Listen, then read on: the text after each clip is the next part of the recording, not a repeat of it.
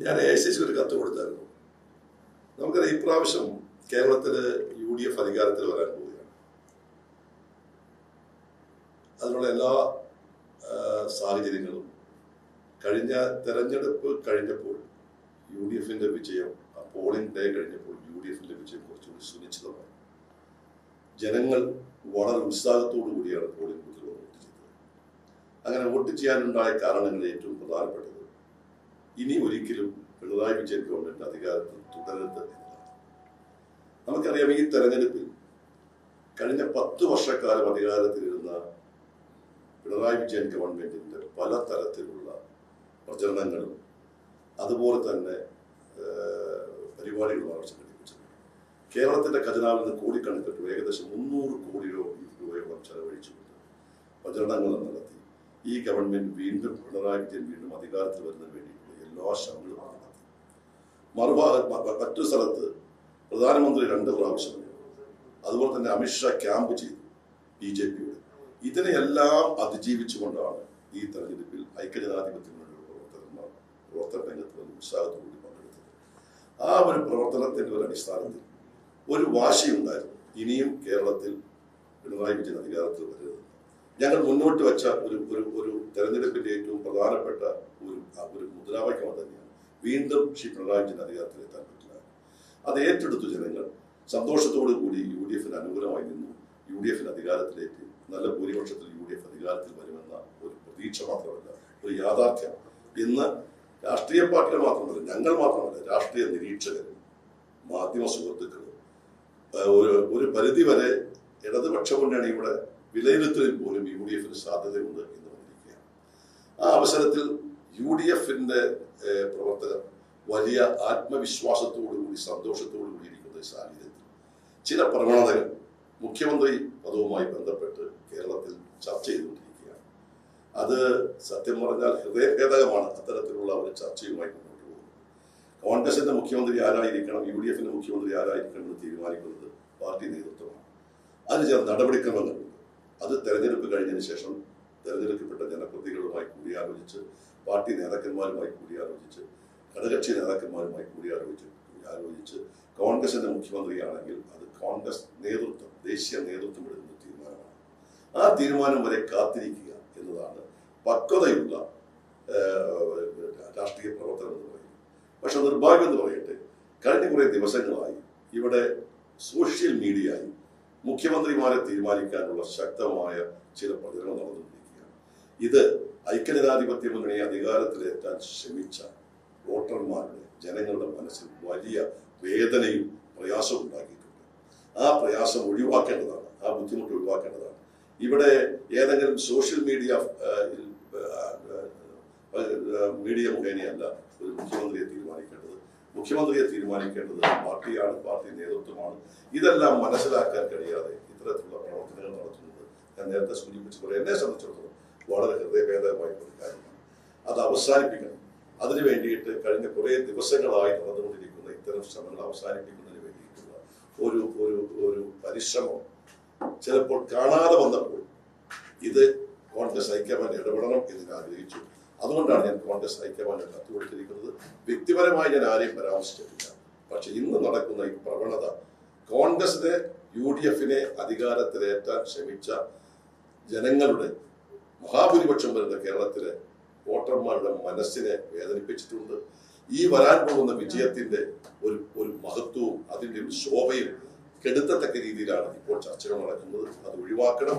അത് ഒഴിവാക്കാൻ വേണ്ടിയിട്ടുള്ള ശ്രമമാണ് ഇനി കോൺഗ്രസ് നേതൃത്വം ഏറ്റെടുക്കേണ്ടത്.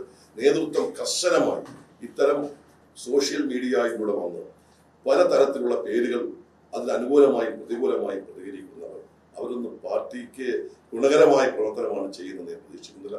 അതിൽ കർശനമായ നിർദ്ദേശം കൊടുക്കണം, നടപടി സ്വീകരിക്കണമെന്നാണ് എൻ്റെ അഭിപ്രായം. മറുപടി ലഭിച്ചിട്ടുണ്ടോ? മറുപടി ഇപ്പോൾ കത്ത് കൊടുത്തായിരുന്നു. എറണാകുളം ജില്ലയിലാണ് ആദ്യമായി ഇത്തരത്തിലൊരു ആവശ്യം. എറണാകുളം DCC പ്രസിഡന്റ് തന്നെയാണ് ആദ്യം ഇത്തരത്തിലൊരു ആവശ്യം ഉന്നയിച്ചത്. എറണാകുളം DCC പ്രസിഡന്റ് നടത്തിയ പരാമർശത്തെ അദ്ദേഹം തന്നെ അത് മാറ്റി പറഞ്ഞു. ഞാൻ അതിലേക്ക് കടക്കുന്നു. ഞാൻ ആരെയും വ്യക്തിപരമായി സൂചിപ്പിച്ചതല്ല. പക്ഷേ നമുക്കറിയാമല്ലോ, ഇവിടെ നടക്കുന്ന ചർച്ച മുഖ്യമന്ത്രി തീരുമാനിക്കാൻ ആരാ ചർച്ച ചെയ്യേണ്ടത്? മാധ്യമങ്ങളല്ല ചർച്ച ചെയ്യേണ്ടത്. മാധ്യമങ്ങൾക്ക് സ്വാഭാവികം ചോദിക്കും, പക്ഷെ അതിനോട് അതിന് നടത്തുന്ന പ്രതികരണം വളരെ കുഴപ്പമുണ്ടാകും. സോഷ്യൽ മീഡിയക്കാർക്ക് ഒന്നുമല്ല, അവരോട് ആരും ചോദിക്കുന്നില്ല, പറയുന്നില്ല. അവർ കാലത്തെടുത്തൊക്കെ തീരുമാനിക്കപ്പെടുക ആളുകൾ. ഞങ്ങൾ ഇന്ന ആളായിരിക്കും മുഖ്യമന്ത്രി, ഇന്ന ആളായിരിക്കും മുഖ്യമന്ത്രി. എല്ലാവരും ഞാൻ കുറ്റപ്പെടുത്തില്ല. അത് മനഃപൂർവ്വം ചെയ്യുന്ന ചില സോഷ്യൽ മീഡിയ ഗ്രൂപ്പ്സ് ഉണ്ട്, അവർ നിയന്ത്രിക്കും. ഇത് ഏതെങ്കിലും നേതാക്കളുടെ പിന്തുണയോടെ ആയിരിക്കില്ലേ? ഞാനിപ്പോൾ അതൊന്നും പറയുന്നില്ല. ഞാൻ അതിന് വിവാദം ഉണ്ടാക്കാൻ ആഗ്രഹിക്കുന്നു. എല്ലാവരും കൂടി വിചാരിച്ചവർ നിയന്ത്രിക്കാൻ പറ്റും. കോൺഗ്രസിന്റെ കാര്യമല്ല അവർ പറയുന്നത്. കോൺഗ്രസ് അവരെ തള്ളി പറയണം. ഇത്തരം ശ്രമങ്ങൾ കോൺഗ്രസ് നേതൃത്വം തള്ളി പറയണം. ഇത് കോൺഗ്രസിന് ഗുണകരമല്ല, ഇത് അവസാനിപ്പിക്കണം. അതിനുശേഷം നടത്തട്ടെ, നമുക്കറിയാം. അപ്പൊ പിന്നെ കോൺഗ്രസ് ആരായിരിക്കുമല്ലോ.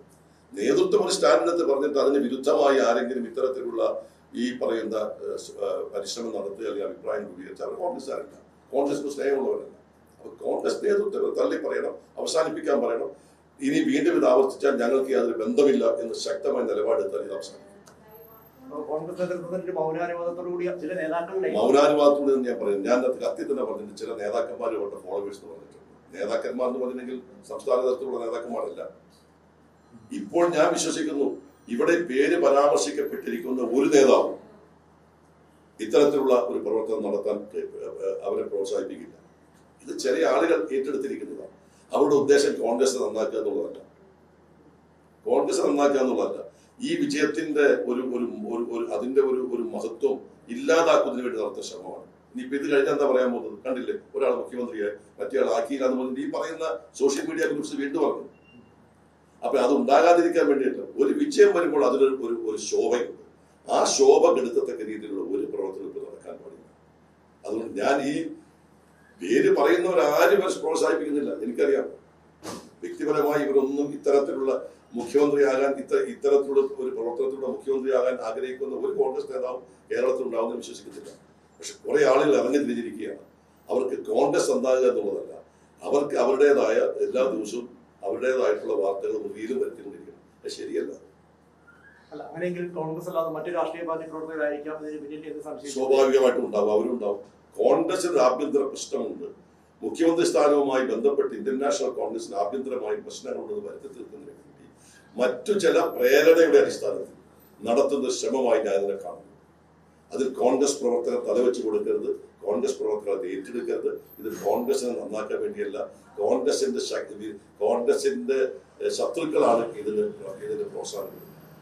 കഴിഞ്ഞ ദിവസം KC ജോസഫ് അതിന് സമാനമായ അഭിപ്രായം സാമൂഹിക മാധ്യമത്തിലൂടെ പ്രകടിപ്പിക്കുന്നുണ്ടായി. അതായത് ഇത്തരം പ്രചാരണങ്ങൾ പാടില്ല. പക്ഷെ അതിനും ഒരു വലിയ പിന്തുണ പാർട്ടിയിലൂടെ ലഭിച്ചില്ലായിരുന്നു.